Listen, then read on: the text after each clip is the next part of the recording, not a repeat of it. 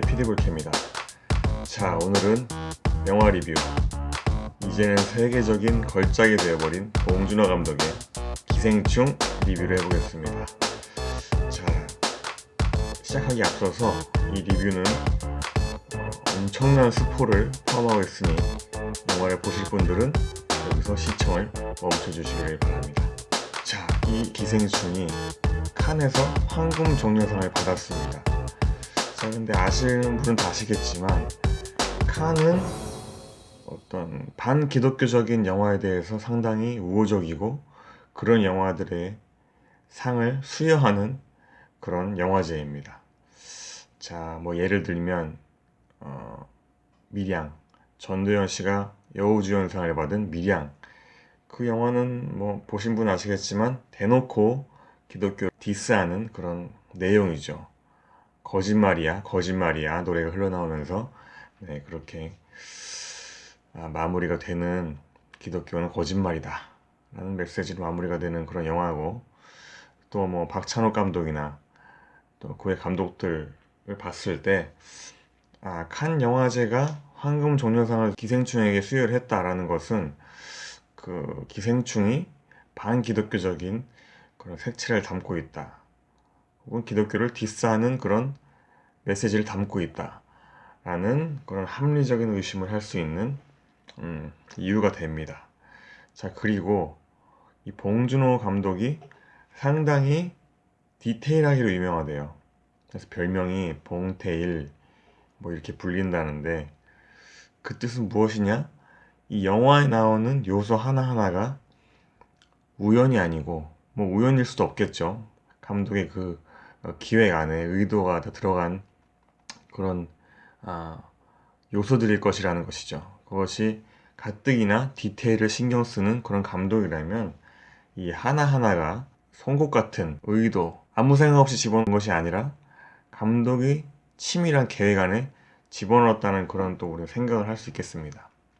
자, 이런 배경 안에서 우리가 영화를 살펴볼 것인데요. 뭐 제가 유튜브나 이런 곳에서 기생충에 대한 리뷰를 몇 가지 봤는데요. 그 리뷰들에서 이제 말하는 것은, 기생충에 대해서 이제 리뷰를 하는 내용을 들어보면 이 영화는 계급 간의 어떤 갈등을 다루었다 라는 것이 일반적인 리뷰입니다. 그리고 또 몇몇 리뷰에서는 이 영화는 정치적인 이슈를 또 다룬 영화다 이렇게 또 말하고 있는 리뷰도 있었는데요. 저는 뭐 아시다시피 영적인 시각에서, 특별히 기독교적인 시각에서 이 영화를 볼 것입니다. 그래서 우선 시작을 해볼게요. 우선은 이 영화에 비유들이 많이 등장합니다.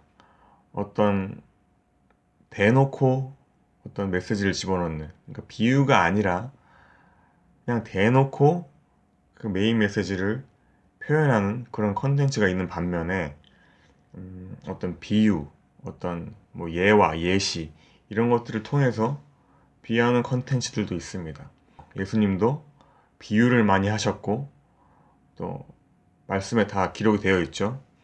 그렇게 하신 이유가 무엇일까요? 그렇게 하신 이유는 제 생각에는 그런 비유나 이런 것들이 우리의 이해를 돕고 또 그런 것 자체가 힘이 있기 때문에 예수님께서 하셨다고 생각을 합니다.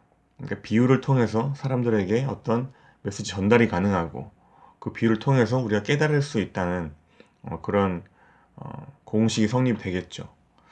자, 그런 배경 지식을 가지고 시작을 해본다면, 그렇다면 이 영화에서 나오는 여러 가지 요소들을 살펴볼게요. 첫 번째, 이 영화에서 송강호 가족이 나오죠. 이 가족의 가훈이 무엇이냐? 안분지족, 안분지족이라는 사자성어가 이 가족의 가훈입니다. 저도 이 뜻을 몰랐는데 한번 찾아봤더니 뜻이 무엇이냐? 분수에 편안해하고 만족을 한다, 이런 뜻입니다. 어디서 많이 듣던 얘기인데요. 그렇죠? 기독교에서 얘기하는 거 비슷합니다. 내 생활에 만족해라.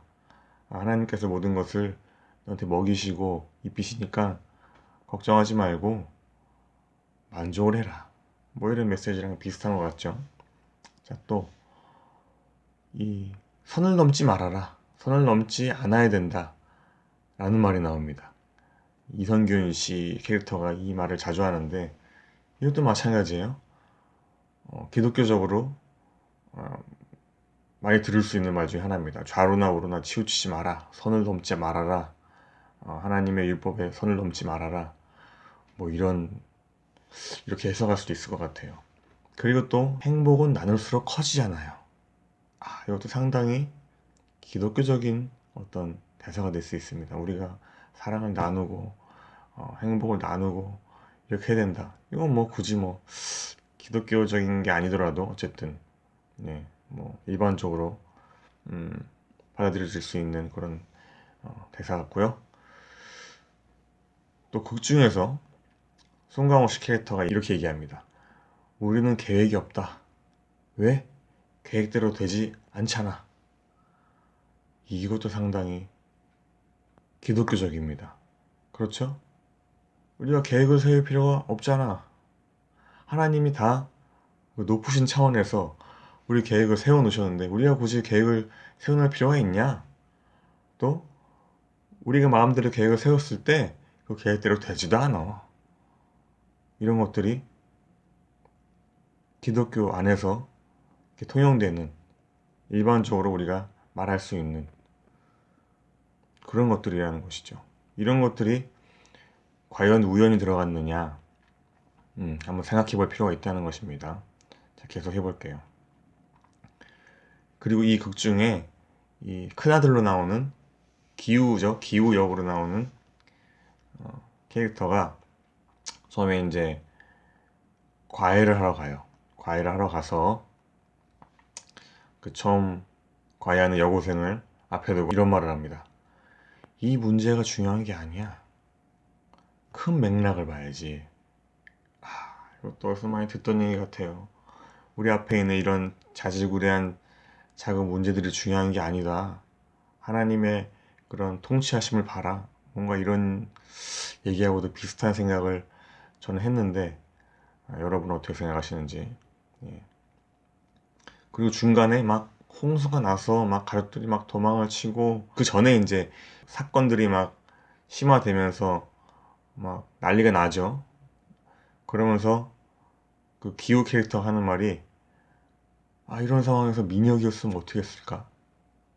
이런 대사를 합니다. 이것도 마치 우리가 예수님이었으면 어떻게 하셨을까? 만약에 내가 정말 존경하는 그 리더였으면 이런 상황에서 어떻게 했을까?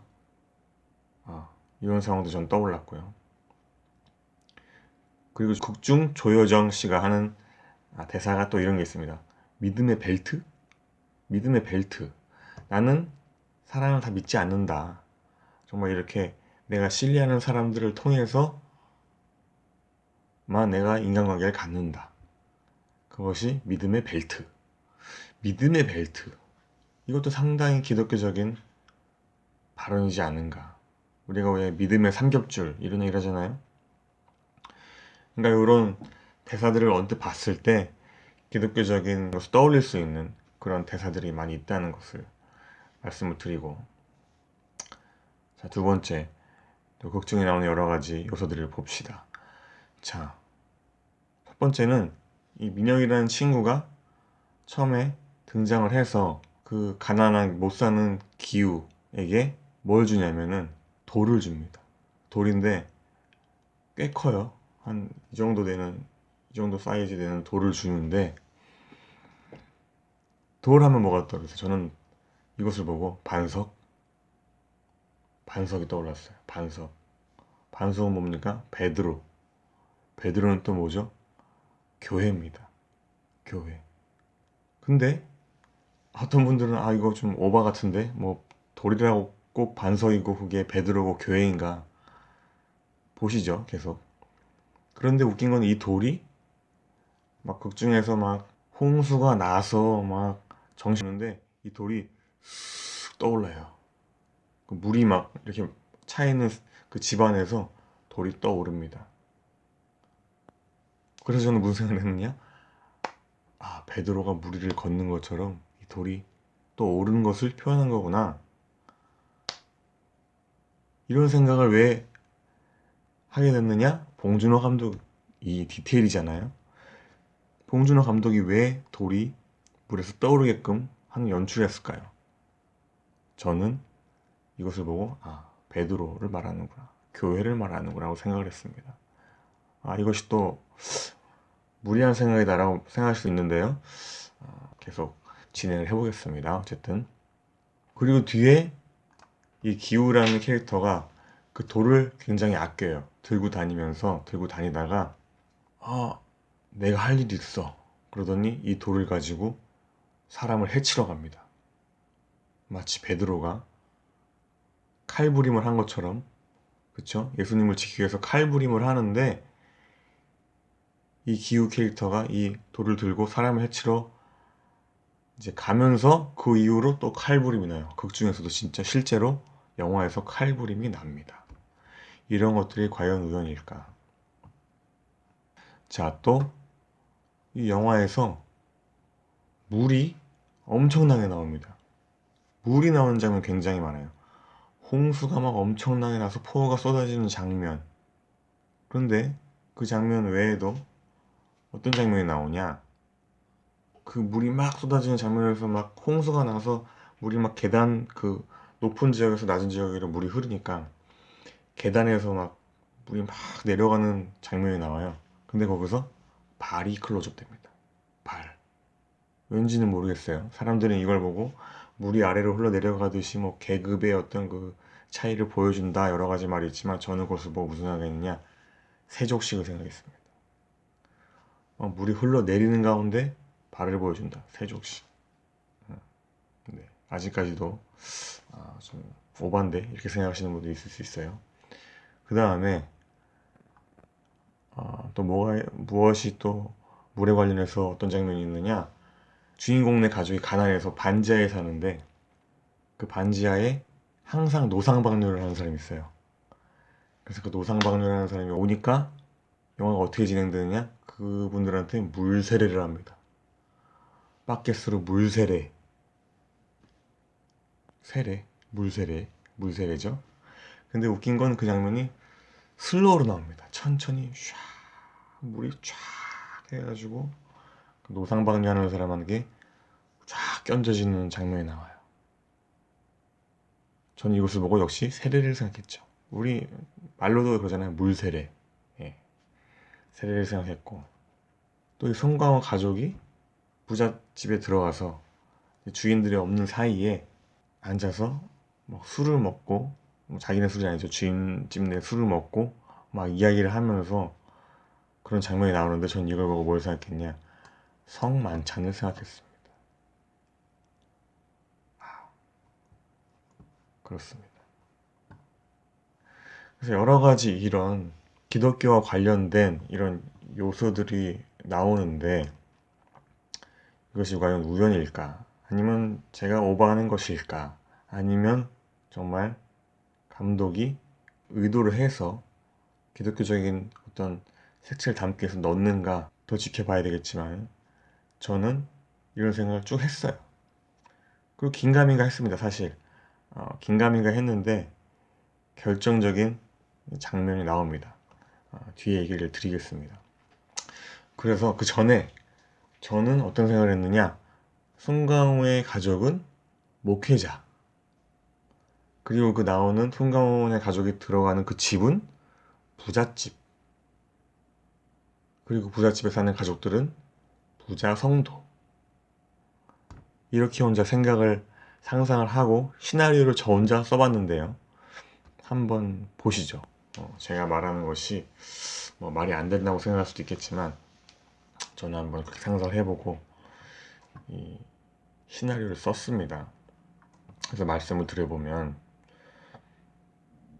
처음에 친구 민혁이가 오죠. 기우한테 와서 아까 말씀하신 대로 돌을 줍니다. 돌. 전 아까 이것을 반석, 베드로, 교회라고 해석한다고 했죠. 교회를 주고 가는 거예요. 그게 무엇이냐? 교회를 섬기던 목회자가 다른 목회자한테 교회를 넘기는 그런 장면을 비유한 것 같다는 것이죠. 제 생각에는. 아닐 수도 있습니다. 저의 이거 해석입니다.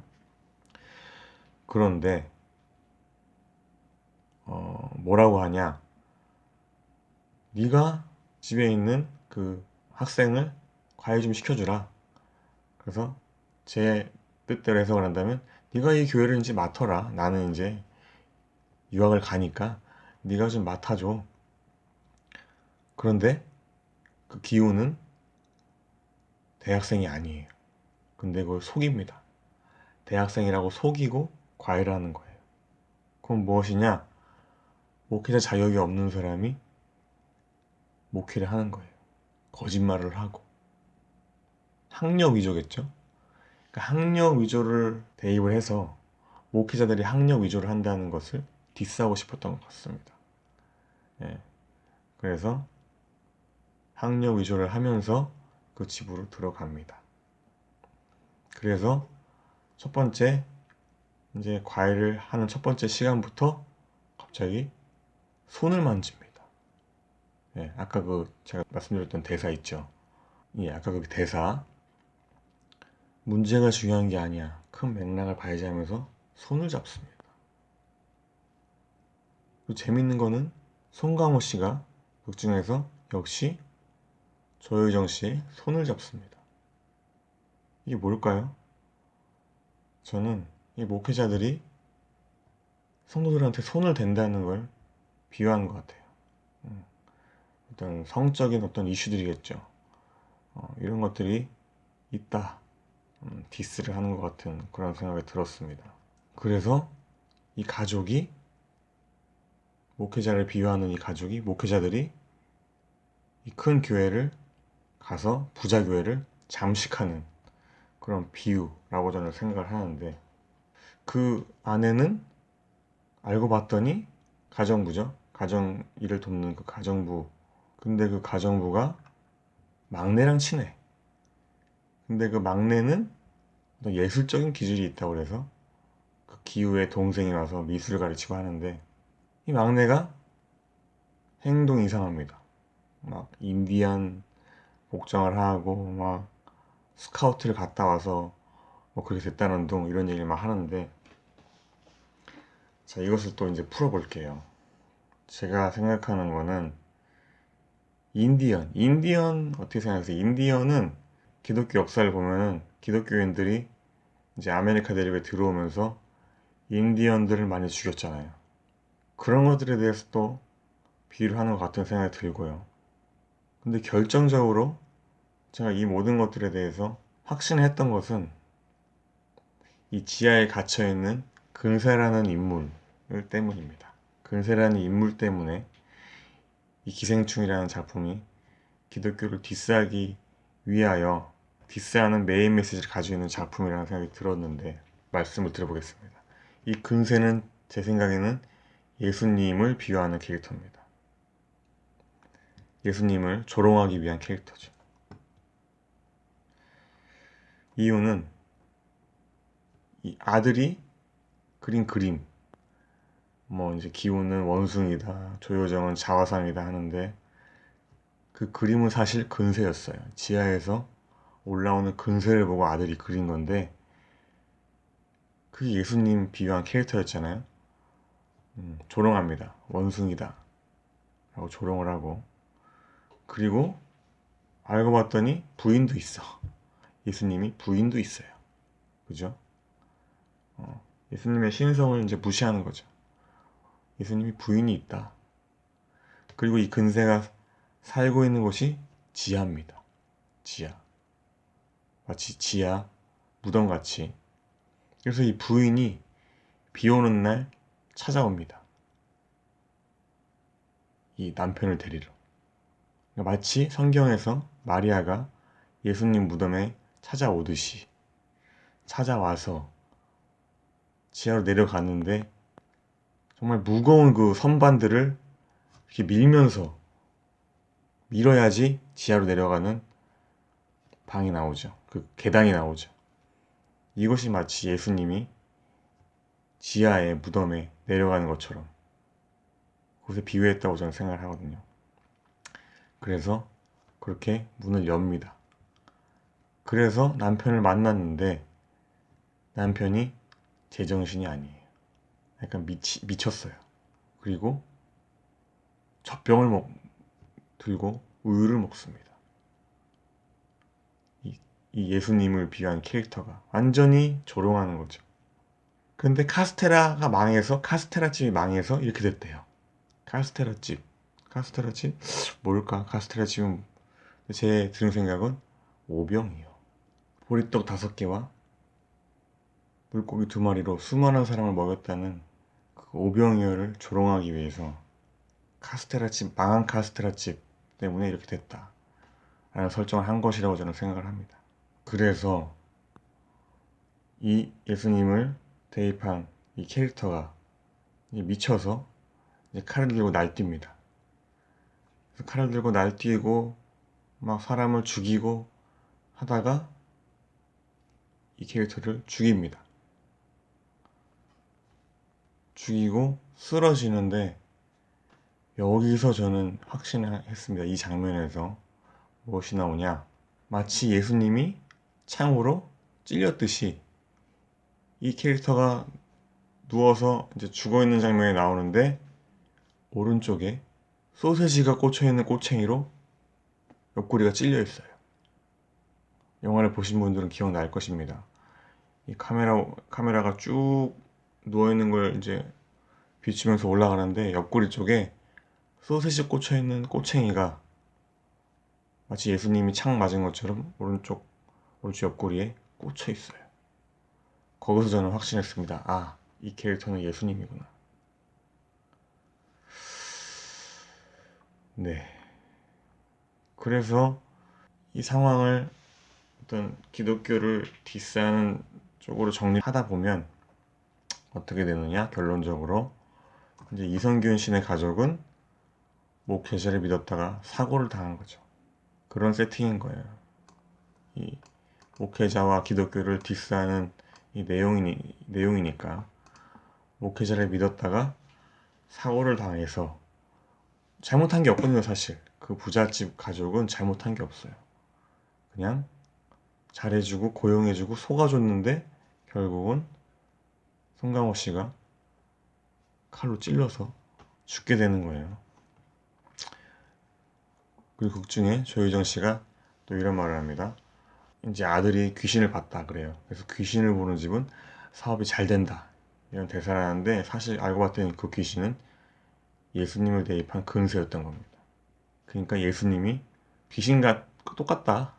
그냥 사업이나 잘 되게 해주는 그런 귀신과 다른 게 없다 라고 또 조롱을 한 거죠. 그래서 이 영화가 정말 기독교나 목회자나 성도들을 조롱하려고 만든 영화가 맞다면 이 영화는 기독교인, 목회자들, 성도들이 살인하고 사기치고 거짓말하고 친구를 저버리고 앞뒤가 다르고 감사를 모르고 냄새 때문에 사람을 죽이고 이기적이고 죄 없는 사람들을 자신들의 이익을 위해 해치고 시나리오를 짜서 연기를 해서 원래 있는 사람들을 내쫓는 그런 세력들, 그런 사람들이다 라는 메인 메시지를 가지고 있는 영화인 듯 합니다. 그것이 저의 어떤 이유가 있는 그런 의심이죠. 이것에 대해서 여러분들이 동의를 할 수도 있고 안 할 수도 있습니다. 어떤 분들은 너무 과한 거 아니냐 이렇게 생각하실 수도 있습니다. 어쨌든 저번에도 말씀드렸지만 중요한 것은 우리가 분별을 해야 된다는 것이고 그 분별을 통해서 이런 안 좋은 것들을 보지 말고 먹지 말아야 된다는 그런 행동이 수반되어야 한다는 것입니다. 모든 컨텐츠들이 창작자가 만드는 이유가 있고 메시지가 있고 또 그것을 만들게끔 원동력을 주는 영감이 있다는 것을 여러분들께서 꼭 기억하시고 그런 것들을 분별해 나가서 오늘도 승리하시는 여러분들 되시기를 바라겠습니다. 감사합니다.